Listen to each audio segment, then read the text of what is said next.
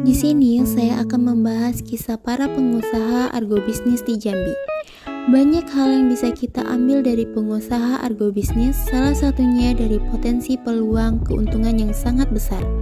Karena mengingat kebutuhan pangan tidak pernah mati, hingga kapanpun masih ada manusia di muka bumi ini.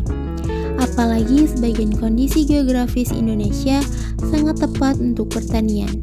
Berikut kisah pengusaha agrobisnis di Jambi. Pertama, Sandi. Siapa di sini yang sering belanja bulanan di Jampos mungkin pernah melihat pakcoy organik. Itu merupakan salah satu hasil dari pertanian Sandi Farm hidroponik. Selain itu, produk hortikultural lainnya seperti selada, sawi, kangkung, dan lainnya juga sudah mampu hadir di beberapa restoran dan rumah makan yang ada di Jambi.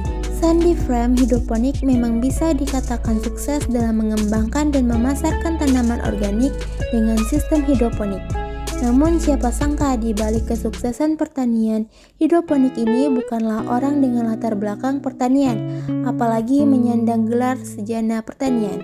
Sandi, pemilik Sandi Farm Hidroponik, merupakan seorang pemegang gelar sarjana pendidikan dan sekarang aktif mengajar di SMA yang ada di Muaro Jambi. Keterkaitan Sandi di dunia hidroponik berawal dari berkunjung dia ke Muntilan, Yogyakarta beberapa tahun lalu. Di sana, dia melihat petani hidroponik yang cukup besar kala itu dan mampu menggerakkan perekonomian rakyat.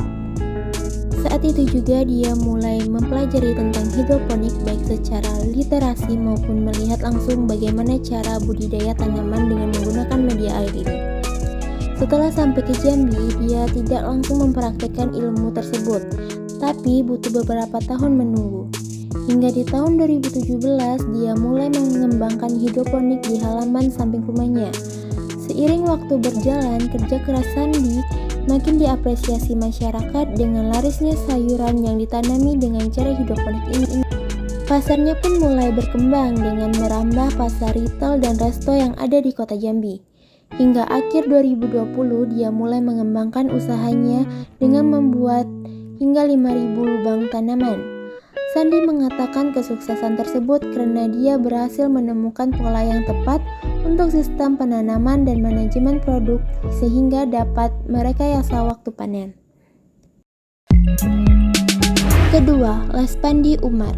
Seorang pria asal Jambi bernama Laspandi Umar.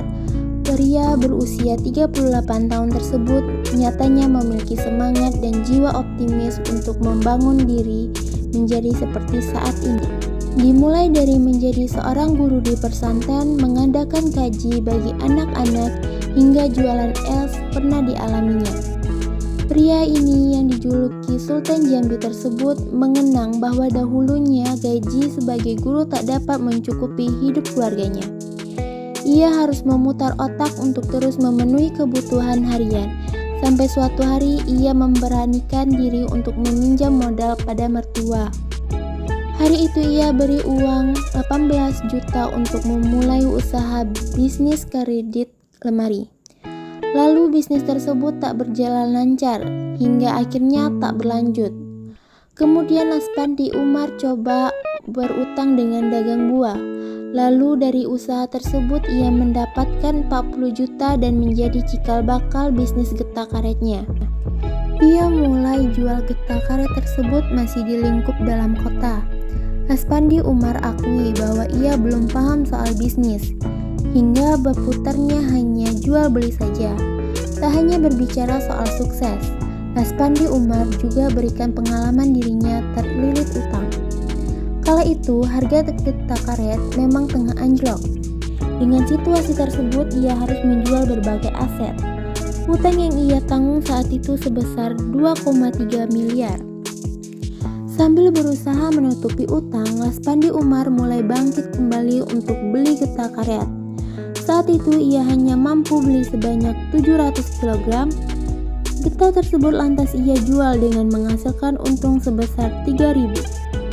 Perjuangan yang Laspandi Umar lakukan sejak awal berbuah manis.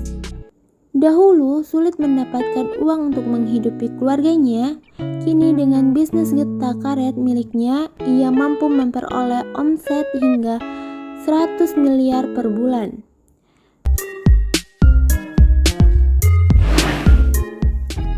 Ketiga, Wendy Afriyandi.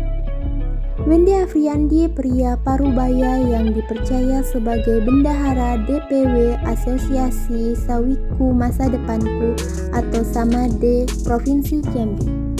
Sekitar 4 tahun lalu, Wendy Afriyandi mendirikan perusahaan penangkaran bibit sawit di Kecamatan Pasar, Kabupaten Muarobungo, Jambi. Semua kecamba yang ia kembangkan menjadi bibit sawit berasal dari Pusat Penelitian Kelapa Sawit PPKS Medan. Varietas yang Ngabi dan Simalungu banyak diminati para petani setempat. Ia tak ingat berapa modal awal saat mendirikan usaha penangkaran itu. Namun yang pasti di lahan 2 hektar itu telah ada 15.000 batang bibit sawit siap tanam yang bisa dibeli petani. Dalam proses jual beli bibit sawit di penangkarannya, para petani tidak harus membayar lunas, boleh menggunakan sistem panjar sebesar 50% dari total pembeliannya. Misalnya, beli bibit usia 9,5 bulan sebanyak 1.000 batang dengan harga 50.000 per batang, si pembeli cukup memberikan panjar 50% saja terlebih dahulu. Pelunasannya baru dilakukan setelah proses sertifikat dari Unit Pelayanan Teknis Daerah UPTD Dinas Perkebunan Muarobungo tuntas dilakukan, yang kemudian disusul keluarnya label dan surat mutu benih.